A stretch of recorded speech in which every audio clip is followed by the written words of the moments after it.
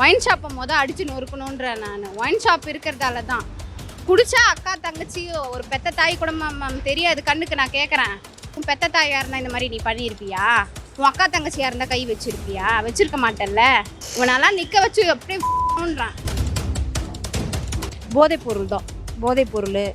அந்த ஆம்பளை பசங்களுக்கும் கொஞ்சம் கூட யோசனை இல்லை. நம்மளும் கூட பிறந்தவங்க இருக்காங்க, அம்மா தங்கச்சி எல்லாருமே. கட்டாயம் அவனுக்கு சரியான தண்டனை கொடுக்கணும். 2 கை கால் உடச்சி விடனா அப்போ தானே சிஎம் இருக்கும். இது என்ன தெரியுமா, ஜெயிலு போட்டாங்க, 1000 தண்டனை போட்டால் திருப்பி ஜாமீன் எடுப்பான் வக்கீல், திருப்பியும் பண்ணுவாங்க. அரசியல்வாதிங்க ஜாஸ்தி இதில் இன்வால்வ் ஆகுறாங்க. ஸோ எந்த ஒரு நடவடிக்கையும் எடுக்கிறது இல்லை. பெண்களுக்கு பாதுகாப்பே இல்லை சொல்லப்போனால். அரசியல் மாறினா நல்லா இருக்கும்னு நினைக்கிறோம் நாங்கள். கேர்ள்ஸாக இருந்தாலும் பாய்ஸாக இருந்தாலும் சின்ன குழந்தைங்கள்லேருந்து பெற்றவங்க சொல்லி கொடுத்து வளர்க்கணும். நம்ம அந்த போதைக்கு எவ்வளோ அடிமை ஆகுறாங்களோ அவ்வளோ பாலியல் வன்கொடுமை நடந்துதான் இருக்குது. எப்போ பனிஷ்மெண்ட் ஹெவி ஆகுதோ அப்போதான் இதெல்லாம் குறையுமே. 11 மணின்னு இல்லை, எப்போ வேணால் யார் வேணால் வெளியே போகலாம். அப்படி தான் இருக்கணும் சொல்லப்போனால். இப்போது ஃபாரின் கண்ட்ரீஸ்லாம் எடுத்துக்கிட்டால் அவங்க எனி டைம் போவோம். அங்கே நிறையவே அவங்களுக்கு சேஃப்டி இருக்குது. ரோட்டில் யாருன்னா பிச்சைக்காரங்கன்னா கூட அவங்களுக்கு கூட சேஃப்டி இல்லை சொல்லப்போனால். அதர்ஸ் நாளை முதல் உங்கள் அபிமான திரையரங்குகளில். சௌபாக்யா home and kitchen appliances. Everest easy chef ஆகுங்கள் சில நிமிடங்களிலேயே. கோவை மாணவிக்கு நடந்த வன்கொடுமை பற்றி உங்களோட கருத்து என்னன்னு? அது ரொம்ப அநியாயமான கொடுமை தான். ஆனாலும் அது மாதிரி பொதுமக்கள் நினைக்கவே இல்லை அது மாதிரி பண்ணுவாங்கன்னு சொல்லிட்டு. அந்த ஆம்பளை பசங்களுக்கும் கொஞ்சம் கூட யோசனை இல்லை. நம்மளும் கூட பிறந்தவங்க இருக்காங்க, அம்மா தங்கச்சி எல்லாருமே. இருந்தாலும் இப்படி பண்ணியிருக்காங்க. அது எப்படி பண்ணாங்க, ஏன் பண்ணாங்கன்னு தெரியல. அது குடிபோதையா என்னன்னே தெரியல. அந்த பசங்களை கண்டிப்பாக தண்டிக்கணும். இந்த மாதிரி தொடர்ந்து சம்பவங்கள் நடந்துக்கிட்டே இருக்கு மேம். இதுக்கு என்ன காரணங்களாக இருக்கும்னு நினைக்கிறேன்? காரணங்களாம் நிறைய இந்த போதைப்பொருள் தான். போதைப்பொருள், இந்த நல்ல கெட்ட பழக்கங்கள், அது மாதிரி தான். தடுக்கிறதுக்கு என்ன மாதிரியான வழிகள்லாம் இருக்குது, என்ன மாதிரியான நடவடிக்கைகள் எடுக்கணும்னு நினைக்கிறீங்க? கவர்மெண்ட்டு நல்லா தான் பார்க்குறாங்க. ஆனால் எல்லாரையும் போய் திருத்த முடியாது இல்லைங்களா? அவங்களா பார்த்து திருந்தினா தான் உண்டு. ஆனால் எப்பவுமே தமிழ் மக்கள் நல்ல மக்கள் தான். இது ஏன் இப்படி ஆகுதுன்னு சொல்லிட்டு எனக்கு தெரியல. இப்போ 11 மணிக்கு அந்த பொண்ணு அந்த இடத்துக்கு ஏன் போச்சு அப்படின்றத சமூக வலைதளங்களில் ரொம்ப அதிகமாக கேள்வி கேட்டு அந்த பொண்ணை ஒரு குற்றவாளி மாதிரி ப்ரொஜெக்ட் பண்ணுறாங்க. ஆனால் அதுக்கு போலீஸ் தரப்புலேருந்து சொல்லியிருக்காங்க, ஒரு தனி மனிதனோட உரிமையையும் அவங்களோட சாய்ஸையும் நம்ம மதிக்கணும் அப்படின்னு சொல்லியிருக்காங்க. இதை பற்றி நீங்கள் என்ன நினைக்கிறீங்க? கண்டிப்பாக அது தனி உரிமை தான். ஆனாலும் அந்த டைம் எவ்வளோ நல்ல ஃப்ரெண்டாக இருந்தாலும் போகக்கூடாது. ஏன்னா இப்போ காலம் ரொம்ப கெட்டு போயிருக்கு. அதனால போகக்கூடாது. பொண்ணு மேலே தப்பு இருக்குது. இப்போ எவ்வளோ தான் ஃப்ரெண்டாக இருந்தாலும் ஒன்று வீட்டுக்கு வர வச்சு பேசணும், இல்லை காலேஜில் கூட பேசிக்கலாம். அதுக்காக 11 மணிக்கு அங்கே போகிறது தப்பு தான். இது மாதிரி இன்னும் சில நிறைய பிரச்சனைகள்லாம் நடந்துகிட்டே இருக்குது. நேற்று கூட பார்த்தீங்கன்னா டெல்லியில் கூட ஒரு சின்ன பொண்ணுக்கு நடந்திருக்கு இதே மாதிரியான ஒரு சம்பவம். ஸோ இந்த சம்பவம் தொடர்ந்துக்கிட்டே இருக்குது. இதை எப்படி ஸ்டாப் பண்ணுறதுக்கான ஏதாவது ஒரு வழி இருக்குது? ஸ்டாப் பண்ணுறது அவங்கள தான் தெரிஞ்சுக்கணும். பொம்பளை பிள்ளைங்க இந்த மாதிரி ஒரு நியூஸ் பார்க்குறாங்க, பார்த்துட்டு நமக்கு என்ன பிரச்சனை நடக்குமோ நம்ம கொஞ்சம் உஷாராக இருந்துக்கணும். ஏன்னா நிறைய நியூஸ் பார்க்குறாங்க, கேட்குறாங்க, எல்லாமே பண்ணுறாங்க. பார்த்துட்டு அவங்களும் அது மாதிரி பண்ணுறது தப்பு. 11 மணிக்கு போகக்கூடாது. போனாலும் கிளாஸில் வச்சு பேசலாம், காலேஜ் ஃப்ரெண்டுனா, இல்லை வீட்டில் வர வச்சு பேசலாம். அதுக்காக அந்த டைமில் தனியாக போகிறது தப்பு தான். நான் என்ன நினைக்கிறேன் மேம், இது இதே போல் தொடர்ந்து தான் எப்படின்னு எனக்கு ஒன்றும் புரியல. எத்தனை ஆட்சி வந்தாலுமே இது மட்டும் குறையவே மாட்டேங்குது. எல்லார் வீட்லேயும் ஒரு குழந்தைங்க இருக்குது. இந்த சட்டமும் சரியில்லை, ஆட்சியும் சரி கிடையாது. இதில் ஒரு மாற்றத்தை கொண்டு வரணும் மேம். மாற்றம்னு ஒன்று வரவே மாட்டேங்குது. டிவிக்கே வந்தால் சரியாயிடும்னு ஒரு பக்கம் சொல்கிறானுங்க, டிஎம்கே இருந்தும் ஒன்றும் பிரயோஜனம் இல்லைன்றாங்க. மது ஒழிக்கணும் மேம். ஒயின் ஷாப்பை அடித்து நொறுக்கணுன்ற நான். ஒயின் ஷாப் இருக்கிறதால தான், இந்த ஒயின் ஷாப்பால் தான் இவ்வளோ பிரச்சனையுமே நடக்குது. குடிச்சா அக்கா தங்கச்சி ஒரு பெத்த தாய் கூட தெரியாது கண்ணுக்கு. நான் கேட்குறேன், அப்படி ஏதோ ஒரு பொண்ணுன்னு, ஒரு தெரியாத பொண்ணுன்னு நீங்கள் மாதிரி பண்ணிட்டீங்க. இதே உன் பெத்த தாயாக இருந்தால் இந்த மாதிரி நீ பண்ணியிருப்பியா? உன் அக்கா தங்கச்சியாக இருந்தால் கை வச்சிருப்பியா? வச்சிருக்க மாட்டேல்ல. ஏதோ ஒரு பொண்ணு, யார் வீட்டில் இருந்த பொண்ணு, யார் பெத்த பொண்ணுன்றதால தானே இந்த மாதிரி நீ கை வச்சுட்டு செஞ்சுட்ட. இதே உன் பெத்த தாயாக இருந்தால் போய் நீ கை வச்சிருப்பியா? உன் பெத்த தாய் மேலே இதே போல் வேற ஒருத்த கை வச்சிருந்தா சும்மா விட்டுருப்பியா நீ? இது போல் நடந்துட்டு இருந்தா ஒன்றுமே பண்ண முடியாது மேம். இவனெல்லாம் நிற்க வச்சு எப்படி வெட்டணுன்றான். அந்த சம்பவத்தில் ஈடுபட்ட 3 பேரை போலீஸ் அரெஸ்ட் பண்ணிட்டாங்க. என்ன மாதிரியான தண்டனைகள் கொடுத்தா நல்லா இருக்கும்? அவனை உயிரோடையே விடக்கூடாது மேம். என்ன கேட்டால் குடிச்சிட்டா எல்லாமே நடந்துருமா? நான் கேட்குறேன், இவன் என்ன நினைக்கிறானோ நடந்துருமா? அந்த ஒயின் ஷாப்பை மூடணும் மேம். அதுதான் இப்போது அதால தான் இப்போ எல்லாமே இப்படி இருக்குது. ஃபஸ்ட்டு அதுதான். இதுவே இன்னொரு பக்கம் வந்து சமூக வலைதளங்கள்லாம் வந்து அந்த பொண்ணு ஏன் 11 மணிக்கு வெளியே போச்சு, அந்த பொண்ணு மேலே தான் தப்பு அப்படின்ற மாதிரி கருத்தெல்லாம் சொல்கிறாங்க. இதை பற்றி என்ன மேம்? போகிறாங்க போல, அது அவங்களோட ப்ரைவசி. நம்ம அதெல்லாம் வந்து கேட்கக்கூடாது. ஏன் அவங்க ஃப்ரெண்டாக கூட இருக்கலாம், அவங்க பாய் ஃப்ரெண்டாக கூட இருக்கலாம். நம்மலாம் போகிறது இல்லையா மேம்? அது போல தான் ஃப்ரெண்ட்ஷிப். நம்ம ஃப்ரெண்ட்ஸ் கூட, பாய் ஃப்ரெண்டு கூட நம்ம போகிறது இல்லையா? இதோ எனக்கு கூட தான் கல்யாணம் ஆகிடுச்சு. ஆனால் நான் எனக்கு இன்னுமே பாய் ஃப்ரெண்ட்லாம் இருக்காங்க மேம். எங்கள் வீட்டுக்காருக்கு தெரியும், வீட்டுக்கு வருவாங்க, குழந்தைய பார்த்துட்டு போவாங்க. எல்லாமே நம்ம பார்க்குற கண்ணோட்டத்தில் தானே மேம் இருக்குது, நம்ம பார்க்குற பார்வையில் தானே இருக்குது. இப்போ நான் இங்கே நிற்கிறேன் அப்படின்னா நல்லதாக நினச்சா நல்லது, கெட்டதாக நினச்சா கெட்டது தானே மேம். இது ஏன் இங்கே நிற்கிது தப்பா அப்படின்னு நம்ம நினைக்கிற நமக்கு பார்வை தான் மேம் எதுக்குமே. அந்த பாப்பா அங்கே வந்தது வரல நமக்கு தேவையில்ல. அது அவங்க ஃப்ரெண்டாக இருக்கலாம், பாய் ஃப்ரெண்டாக இருக்கலாம், என் ரிலேட்டிவாக கூட இருக்கலாம். நம்ம சொல்லக்கூடாது. அது அவ்வளோ நேரத்துக்கு அவள் இருக்கா இல்லை. நீ ஏன் கை வச்ச? அவள் உங்கள் ஃப்ரெண்டு கூட இருக்கா, நீ ஏன் போய் அந்த குழந்தை மேலே கையை வச்ச? நான் கேட்குறேன். உன் வீட்டு பொண்ணாக இருந்தால் நீ கை வச்சிருவியா? அதுதான் மேம் என்னோட கேள்வியே. உன் வீட்டு குழந்தைங்களா இருந்தால் கை வச்சிருவீங்களா? நானும் ஒரு பொண்ணை வச்சுருக்கோம். நாளைக்கு இது நடந்தாலும் நம்ம போய் யாரை மேம் கேட்குறது? சட்டம் ஒழுங்கல்ல மேம். சட்டம் கொஞ்சம் இதில் மாற்றம் வேணும். நமக்கு மாற்றம் இருந்தால் தான் மேம். இந்த மாதிரியான சம்பவங்கள் தொடர்ந்து நடந்துக்கிட்டே இருக்குது. இதை தடுக்கிறதுக்கு மக்களும் சரி, அரசும் சரி என்ன செய்யணும்னு எதிர்பார்க்குறேன்? இதுக்கு எதனா சட்டப்பூர்வமாக எதனா போட்டால் நல்லாயிருக்கும் மேம். கேர்ள்ஸுக்காக இருக்கட்டும், எல்லாருக்குமே பொதுவாக. குழந்தைங்களுக்கு கூட ஒரு இதுவே இல்லை மேம், பாதுகாப்பே இல்லை. ஆனால் இப்போ ஒரு கடந்த 3 நாளுகளுக்கு முன்னாடி வந்து கோவையில் ஒரு கல்லூரி மாணவிக்கு ஒரு வன்கொடுமை நடந்திருக்கு. ஸோ இந்த மாதிரி சம்பவம் வந்து தொடர்ந்து நடந்துக்கிட்டே இருக்குது. இதுக்கு உங்களோட கருத்து என்னென்னா? அதுக்கு வந்து எல்லாருமே வந்துட்டு கொஞ்சம் ஜாக்கிரதையாக இருக்கணும். ரெண்டாவது வந்து ஃப்ரெண்டு இருந்துச்சு நம்பி போகக்கூடாது. அது முன்னாடியே வந்து ஃப்ரெண்டோட இது தெரிஞ்சுக்கணும். இவன் ஃப்ரெண்டை எப்படி எப்படி பழகுறேன்னு, அது அவனோட சாமர்த்தியம் எப்படி இருக்குது, அவங்க எப்படி இருக்குதுன்னு பார்த்து தான் நடந்துக்கணும். ஒரு லவ் பண்ணால் கூட அவன் எப்படி இருக்கு பண்ணணும் தெரியணும். அது பொண்ணாக இருந்தாலும் சரி, ஆணாக இருந்தால் கூடயும் முன்கூட்டியே தெரிஞ்சுக்கணும். அப்புறம்தான் எல்லாம் இதாக இருக்கணும். கூட்டோன்னு போகக்கூடாது.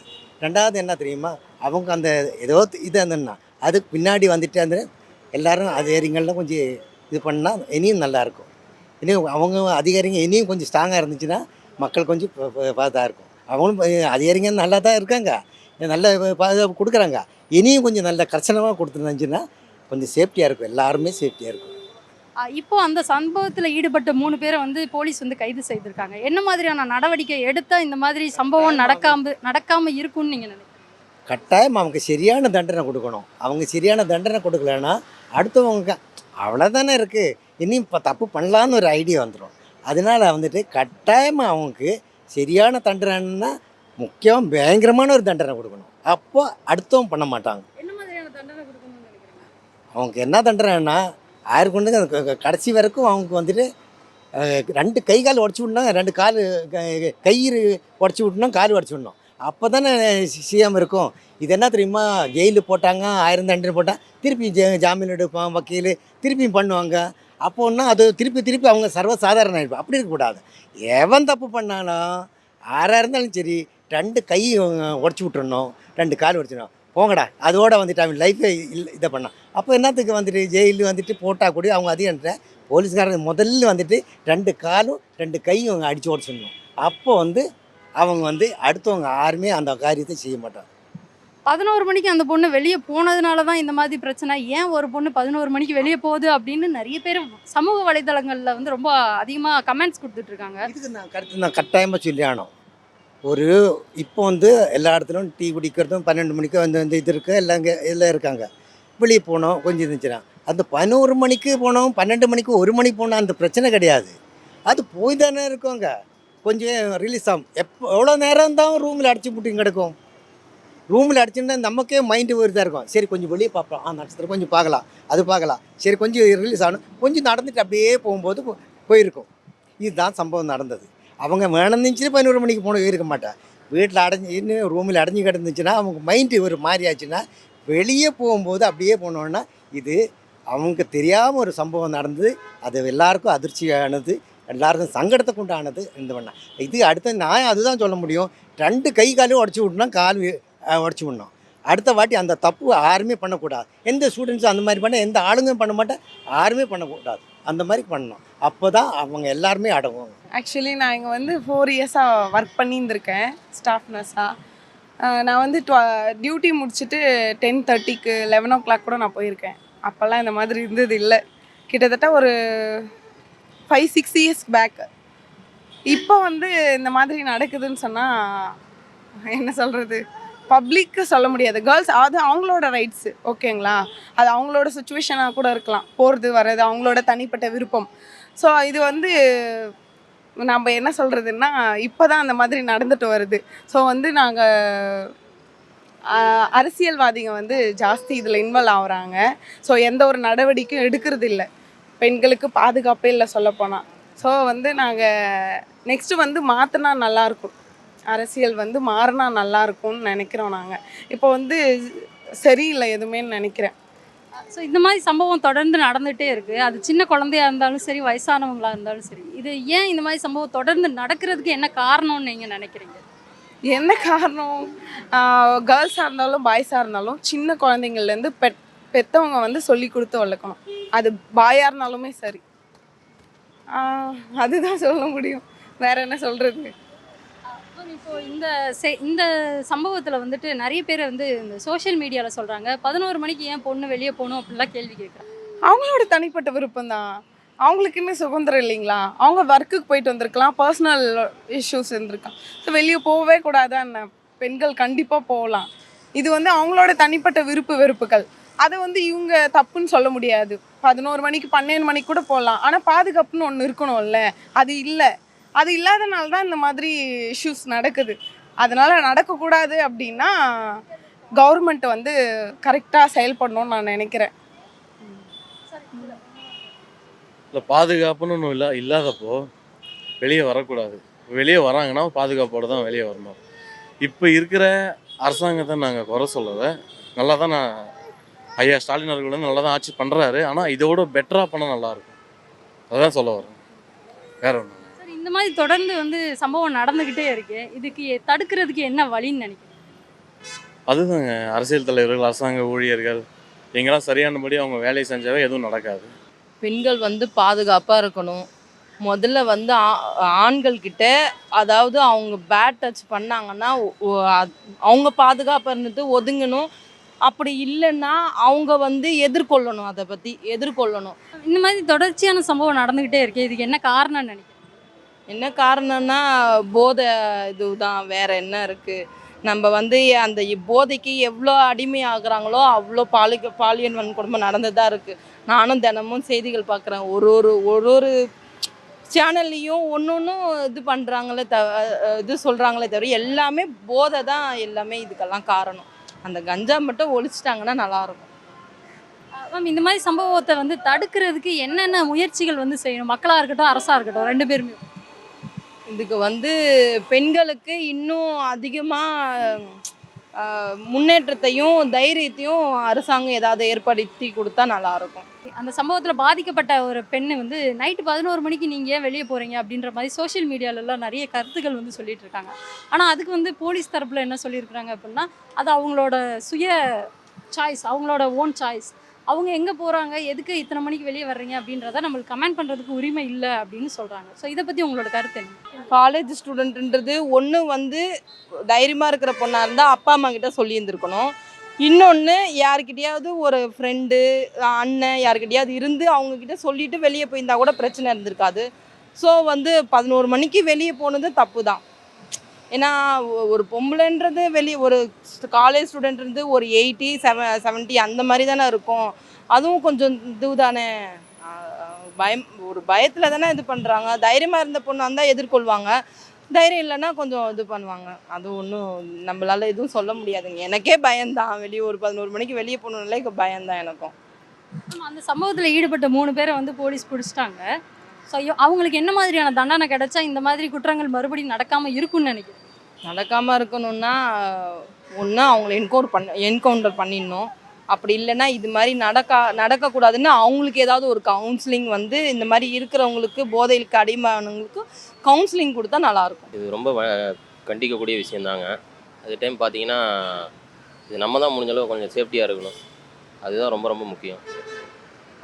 சார் இந்த மாதிரி தொடர்ச்சியாக வந்து சம்பவங்கள் நடந்துக்கிட்டே இருக்குது. ஸோ இதை கட்டுப்படுத்துறதுக்கோ இல்லை தவிர்க்கிறதுக்கோ அரசோ மக்களோ என்ன மாதிரியான நடவடிக்கைகள் எல்லாம் இருக்குது? இதில் ஃபஸ்ட்டு மக்கள் தாங்க, நம்ம தான் பாதுகாப்பாக இருக்கணும். அதுக்கப்புறம் அரசாங்கத்தை வந்து நம்ம அவங்க வந்து ஒவ்வொருத்தங்களுக்கும் பாதுகாப்பு கொடுத்துட்டு இருக்க முடியாது. ஃபர்ஸ்ட் ஆஃப் ஆல் இந்த மாதிரி நடக்கவே கூடாது. ஆனால் இது மாதிரி நம்ம அடிக்கடி நடந்துகிட்டே இருக்குது. அதுக்கு நம்ம என்ன பண்ணோம்னா அவங்களுக்கு பனிஷ்மெண்ட் வந்து ஹெவியாக கொடுத்தா எல்லாமே சரியாயிடும். அது இன்னுமே நம்ம தமிழ்நாட்டில் நடக்கவே இல்லை. அதுதான் நான் எக்ஸ்பெக்ட் பண்ணுறது. என்ன மாதிரியான பனிஷ்மெண்ட் சிவியராக இருக்கணும்னு நினைக்கிறீங்க? சாவடிக்கணும், அவ்வளோதான். கொலை பண்ணணும், எதுக்கோ பண்ணுறாங்க, இதுக்கே பண்ணக்கூடாது. ஃபுல் அண்ட் ஃபுல் ஜெயிலில் போட்டால் கூட தப்பு கிடையாது. அவங்களுக்கு அந்த மாதிரி ஒன்று பண்ணால் தான் அவங்களுக்கு பயம் வரும், யாராக இருந்தாலுமே சரி. எப்போ பனிஷ்மெண்ட் ஹெவி ஆகுதோ அப்போ தான் இதெல்லாம் குறையுமே. இப்போ குப்பை கூட நிறையா இங்கே ரோட்லலாம் போடுறாங்க. அதுக்குமே ஃபைன் போட்டால் எவனுமே போட மாட்டான். சொல்லப்போனால் நீங்கள் ஒருத்தவங்களுக்கும் 10 ரூபா ஃபைன் போடணும், எவனா போட்டான்னு சொல்லிட்டானா எவன் போடுவான்? காசுக்கு எல்லாமே கண்டிப்பாக பயப்படுவாங்க. அந்த மாதிரி இதுக்குமே எதனா பண்ணால் கண்டிப்பாக நடக்கும்.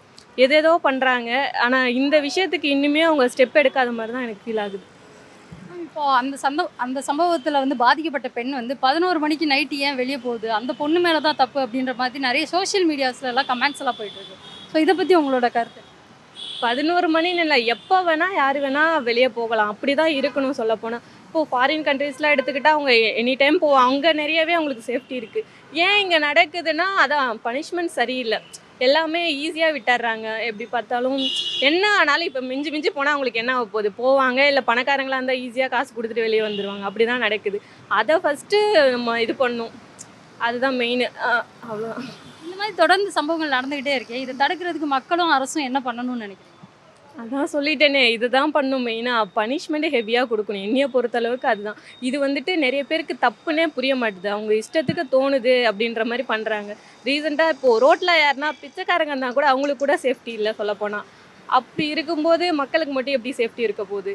எல்லாருக்குமே அந்த இருக்குது. ஃபஸ்ட்டு நம்ம வந்துட்டு எல்லாருமே சேஃபாக இருக்கணும்னா அதுதான் பண்ணும்.